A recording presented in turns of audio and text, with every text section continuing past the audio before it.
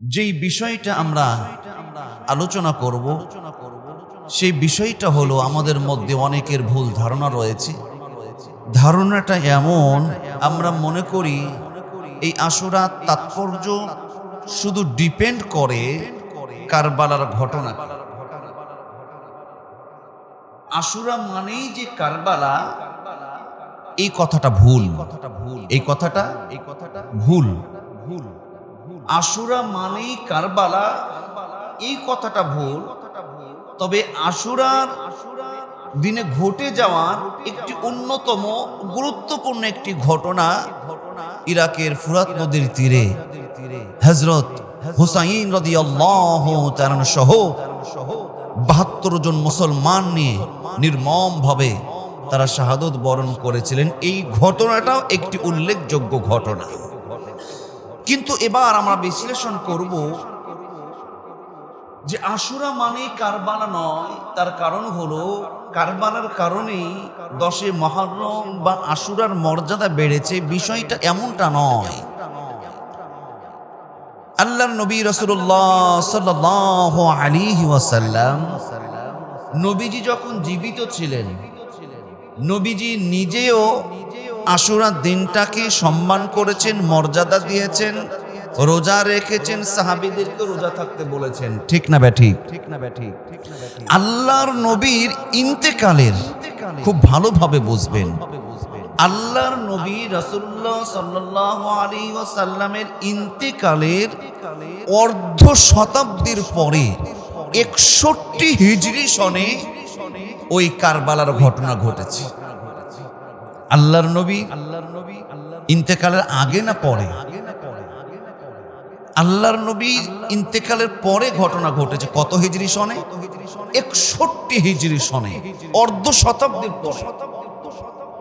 সম্মানিত হাজরিন, আল্লাহর নবী যখন তিনি জীবিত ছিলেন, আমি গত সপ্তাহে বলছিলাম যে উনি মদিনায় যখন হিজরত করলেন, ইহুদিরা 10 মুহররমে রোজা পালন করছিল। ঠিক না ব্যাঠিক? আল্লাহর নবী তিনিও সেই দিনে রোজা রাখলেন। ঘটনা আমি আপনাদেরকে বলেছি।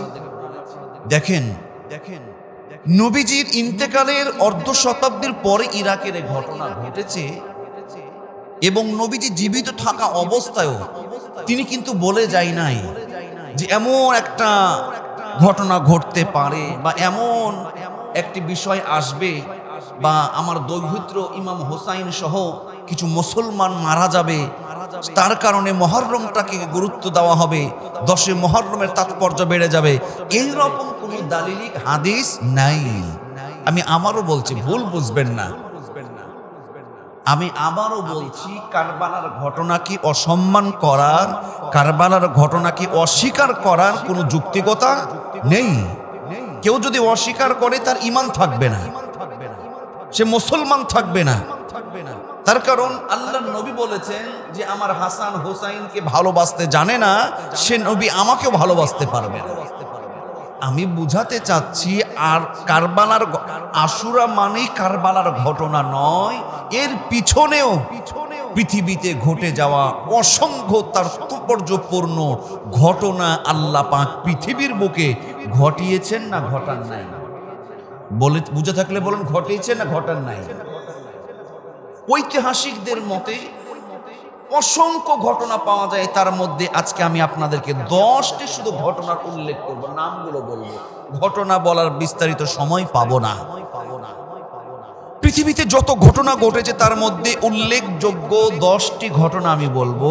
এর মধ্যে আবার একটি ঘটনা রয়েছে, সেটা হলো হাদিস দ্বারা প্রমাণিত এবং প্রসিদ্ধ ঘটনা। সেই ঘটনাটা হলো আল্লাহ পাক ফিরআউনের হাত থেকে মূসা আলাইহিস সালাতু ওয়াস সালামকে যে পরিত্রাণ দিয়েছিলেন, উদ্ধার করেছিলেন, বিজয় দান করেছিলেন, এই পুরস্কার বিজয়টা কে দান করেছিলেন? আল্লাহ। এই মূসা আলাইহিস সালাম ঘটনাটা হাদিস দ্বারা প্রমাণিত, বুখারী শরীফে এসেছে। সম্মানিত হাজরিন, এবার আসুন, আমি বলছিলাম আশুরা মানেই কারবালা নয়। পৃথিবীর সূচনা লগ্ন থেকে পৃথিবীতে আল্লাহ রাব্বুল আলামিন 10 মুহররম আশুরার দিনে অসংখ্য ঘটনা ঘটিয়েছেন। তার মধ্যে শুনুন উল্লেখযোগ্য যে ঘটনা, আদি পিতা হযরত আদম আলাইহিস সালাতু ওয়াস সালাম যখন ছোট্ট একটি ভুল করলেন, আমার আল্লাহ পাক যখন একটু বেজার হলেন, মনটা খারাপ করলেন, আদম আলাইহিস সালাতু ওয়াস সালাম ক্ষমা পাওয়ার জন্য আল্লাহর কাছে একাধিকবার দোয়া করেছেন, চোখের পানি ছেড়ে আল্লাহর কাছে রোনাজারি করেছেন। বলি সুবহানাল্লাহ। নিজের ভুলের কথা স্মরণ করে আল্লাহর প্রিয় হওয়ার জন্য হযরত আদম আলাইহিস সালাতু ওয়াস সালাম তিনি আল্লাহর কাছে দোয়া করতেন, রব্বানা যালামনা আনফুসানা ওয়া ইল্লাম তাগফির লানা ওয়া তারহামনা লানাকুনান্না মিনাল খাসিরিন। সবাই বলেন, রব্বানা যালামনা আনফুসানা ওয়া ইল্লাম তাগফির লানা ওয়া তারহামনা লানাকুনান্না মিনাল খাসিরিন। হে আমার রব, রব্বানা যালামনা, আমি জুলুম করেছি, নফসের উপরে যে ভুল করেছি, আল্লাহ তুমি আমাকে ক্ষমা করো। আল্লাহ তুমি তোমার প্রিয়দের অন্তর্ভুক্ত করে নাও। আমার আল্লাহ সুবহানাহু ওয়া তাআলা আদম আলাইহিস সালাতু ওয়াস সালামের দোয়া যেই দিন তিনি মঞ্জুর করেছিলেন, কবুল করেছিলেন, ইতিহাসবিদরা বলে সেই দিনটা ছিল 10 মুহররম, আশুরার দিন। বলি সুবহানাল্লাহ। 2 নম্বর যে ঘটনা পাওয়া যায়, হযরত নূহ আলাইহিস সালাতু ওয়াস সালামের নৌকা যদি পাহাড়ে যেই দিন ভিড়েছিল, সেই দিনটাও ছিল আশুরার দিন, 10 মুহররম।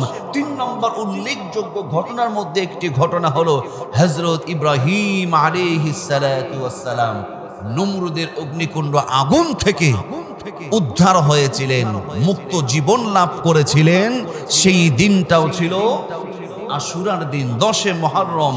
4 নম্বর উল্লেখযোগ্য আরেকটি ঘটনা পাওয়া যায়, হযরত ইউনূস আলাইহিস সালাতু ওয়াস সালাম মাছের পেটে আল্লাহ পাক নিয়েছিলেন। হযরত ইউনূস আলাইহিস সালাতু ওয়াস সালামকে মাছের পেট থেকে দুনিয়াতে পেশ করেছিলেন, মাছের পেটের অন্ধকার জীবন থেকে দুনিয়ার আলোতে আল্লাহ পাক নিয়ে এসেছিলেন, সেই দিনটাও ছিল আশুরার দিন, 10 মুহররম। 5 নম্বর উল্লেখযোগ্য আরেকটি ঘটনা, হযরত আইয়ুব আলাইহিস সালাতু ওয়াস সালাম, আমরা নাম শুনি নাই? উনি বড় একটি বিপদে ছিলেন, পরীক্ষায় পড়েছিলেন। কি বিপদ হয়েছিল মনে আছে আমাদের? হযরত আইয়ুব আলাইহিস সালাতু ওয়াস সালামের গোটা গায়ে কুষ্ঠরোগ পছন্দ ধরেছিল। আল্লাহু আকবার বলুন। আপনার আমার একটু মাথা ব্যথা, একটু মাজাই ব্যথা, একটু হাই প্রেসার, একটু জ্বর, সর্দি কাশি, ডায়রিয়া হলেই তো আমরা নাশুকরি করা শুরু করি। কথা ঠিক না বেঠিক? আইয়ুব আলাইহিস সালাতু ওয়াস সালাম থেকে শিক্ষা গ্রহণ করুন। গোটা শরীরটা পছন্দ ধরা শুরু করলো। আল্লাহর কাছে কোনো অবিচার দেয় নাই, আল্লাহর প্রতি কোনো অভিমান করে নাই। ঠিক না বেঠিক? গোটা শরীরটা পচতে পচতে শেষ হয়ে যাচ্ছে। দেখেন, আল্লাহু আকবার। কিন্তু আমাদের একটু মাথা ব্যথা হলে, জ্বর হলেই আমরা আল্লাহর কাছে অভিমান করি যে আমি নামাজ পড়ি, আমি দান করি, সদকা করি, ভালোভাবে ব্যবসা করি, আমার উপরে এত পরীক্ষা, তার নামাজ কালামই পড়বো। বাস্তব কথা বলছে, এইরকম মুসল্লি পাবলিক আছে না নাই? মসজিদে নামাজ পড়তে আসে, আল্লাহর ঘরে আসে, যে হুজুররা বলে যে মসজিদ কার ঘর? নাকি তুহিন ভাইয়ের ঘর? সেক্রেটারি সাহেব মানুষ, তুহিন ভাই সভাপতি সাহেব, ক্যাশিয়ার সাহেবদের ঘর বোধহয়। মসজিদটা কার ঘর? অনেক মানুষ আছে, বাস্তব কথা বলছি, যে মসজিদ জানে আল্লাহর ঘর, কিন্তু আল্লাহর ঘরে যদি জুতা চুরি হয়, ওই জন্য যদি চোর পুষে, তাহলে মসজিদে যাবে না। অনেকে চিন্তা করে মসজিদে এসে জুতা চুরি হয়, এই চিন্তা করে অনেকে আল্লাহর উপর অভিমান করে, অভিমান করে মসজিদে নামাজ পড়তেও আসে না। এই রকম পাবলিকও আছে। লাখ লাখ টাকা দান করে, সদকা করে, একটা মান্নত করে, আল্লাহ এত কিছু দান করলো, আমাকে এই জিনিসটা দাও। কোনো কারণে আল্লাহ পাক দিল না, বলতে তোর দানের কিছু বলেছি রে। আর বাস্তব কথা বলছে, এরকম ভাবে এগুলো আল্লাহর কাছে অভিমান করা। কিন্তু আল্লাহর প্রতি কোনো অভিমান করা যাবে? আইয়ুব আলাইহিস সালাতু ওয়াস সালাম থেকে শিক্ষা গ্রহণ করেন, গোটা গাটা পচন ধরেছে, তারপরে কোনো অভিমান নাই। আল্লাহু আকবার। যখন তার জিহ্বাতে পচন ধরা শুরু করেছে, জিহ্বাতে যখন পচন ধরা শুরু করেছে, তাও নিজের ব্যক্তি স্বার্থে নয়, আল্লাহর স্বার্থে, আল্লাহর জন্য বলছে, আল্লাহ আমার গোটা দেহটা পচন ধরে শেষ হয়ে গেলেও আমার কোনো আফসোস ছিল না, কিন্তু আল্লাহ আজকে আমার জিহ্বাতে পচন ধরা শুরু করেছে, ওগো আল্লাহ এই জিহ্বাটা যদি পচে যায়, আমি এই জিহ্বা দিয়ে তোমার নামের জিকির করব কিভাবে? বলি না আল্লাহু আকবার। চিন্তা করেছেন কখন তিনি আফসোস করেছেন? আর আমরা কোথায়? এই সমস্ত ঘটনা দৃষ্টান্তগুলো থেকে আমাদের শিক্ষা গ্রহণ করতে হবে। হযরত আইয়ুব আলাইহিস সালাতু ওয়াস সালাম এই কোষ্ঠকাঠিন্য, এই কুষ্ঠ রোগ থেকে, আইয়ুব আলাইহিস সালাতু ওয়াস সালাম এই মহারোগ থেকে সুন্দর একটা জীবন, সুন্দর একটা স্বস্তির সাথে একটা জীবন, রোগমুক্ত জীবন যেই দিন তিনি উপহার পেয়েছিলেন, সেই দিনটাও ছিল মুহররম 10 মুহররম আশুরার দিন। বলি সুবহানাল্লাহ। এবার আসুন 6 নম্বর, হযরত ইউসুফ আলাইহিস সালাতু ওয়াস সালামকে কূপ থেকে উদ্ধার করা হয়েছিল যেই দিনটা, সেই দিনটাও ছিল আশুরার দিন 10 মুহররম। 7 নম্বর আসুন, হযরত ইউসুফ আলাইহিস সালাতু ওয়াস সালামের আব্বা জান পিতা হযরত ইয়াকুব আলাইহিস সালাতু ওয়াস সালাম, তার চোখের দৃষ্টি ফিরে আসে, সেই দিনটাও ছিল আশুরার দিন। বলি সুবহানাল্লাহ।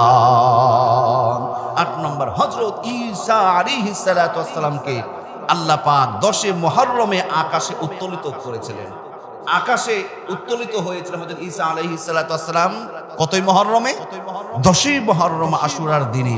এবার আসুন 9 নম্বর যে ঘটনাটা, 9 নম্বর হলো হযরত সুলাইমান আলাইহিস সালাতু ওয়াস সালামের যে ঘটনা। আচ্ছা, আমাদের আরেকটা ভুল ধারণা আছে। ভুল ধারণাটা কি জানেন? অনেক মানুষ দুইটা কথা বলে। 1 নম্বর যে বিষয়টা আলোচনা করছি, 1 নম্বর হলো যে আশুরা মানে কারবালার ঘটনা, এটা ভুল। 2 নম্বর হলো অনেকে মনে করে আশুরা দিন হলো শোক পালনের দিন, শোকের দিন, মুসলমানদের কান্না করার দিন, মুসলমানদের নিজেদেরকে রক্তাক্ত করার দিন, তাজিয়া মাতম উদযাপন, রক্তাক্ত হওয়ার দিন, শোকের দিন। এই কথাটাও ভুল। কথা বলুন ঠিক না ব্যাঠি? এই কথা বলে না। ইসলামে নির্দিষ্ট কোন শোক পালনের কোন দিন নাই, এগুলো বিদআত। বলছিলাম সুলাইমান, হযরত সুলাইমান আলাইহিস সালাতু ওয়াস সালাম রাজত্ব লাভ করেন। হযরত সুলাইমান আলাইহিস সালাতু ওয়াস সালাম রাজত্ব ক্ষমতা লাভ করেন, সেই দিনটাও ছিল আশুরার দিন 10 মুহররম। বলি সুবহানাল্লাহ। তাহলে এবার বলুন, আল্লাহ পাক সুলাইমান আলাইহিস সালাতু ওয়াস সালাম রাজত্ব দান করলেন, তাহলে কি শুধু আপনি শোকের দিন বলে এটা আপনি কি আশুরাকে আপনি শুধু শোকের দিন বলতে পারবেন? এটা শোকের দিন নয়, বরং তাওবা কবুলের দিন, বিজয় অর্জনের দিন, আল্লাহ পাকের প্রিয় হওয়ার দিন, আল্লাহর বান্দা আল্লাহর সঙ্গে বান্দার কাছাকাছি মহব্বত হওয়ার দিনের নাম হলো আশুরা, মুহররমের আশুরার দিন। বলি সুবহানাল্লাহ।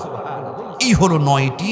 10 নম্বর উল্লেখযোগ্য যে ঘটনাটি বুখারী শরীফের হাদিসে এসেছে, 2004 নম্বর হাদিস, যেই হাদিসটি এই ঘটনাটা সবচাইতে বেশি বিশুদ্ধ হিসাবে গণনা করা হয়েছে, সেটা হলো ফেরাউন স্বৈরাচার শাসকের হাত থেকে আল্লাহ পাক হযরত মূসা কালিমুল্লাহ আলাইহিস সালাতু ওয়াস সালাম এবং বনি ইসরাইলের লোকদেরকে আল্লাহ পাক যেই দিন বাঁচিয়েছিলেন, লৌহিত সাগর থেকে উদ্ধার করেছিলেন, আল্লাহ পাক ফেরাউনের অত্যাচার জুলুম থেকে মূসা কালিমুল্লাহ আলাইহিস সালাতু ওয়াস সালামদেরকে বিজয় দান করেছিলেন, সেই দিনটা ছিল আশুরার দিন 10 মুহররম।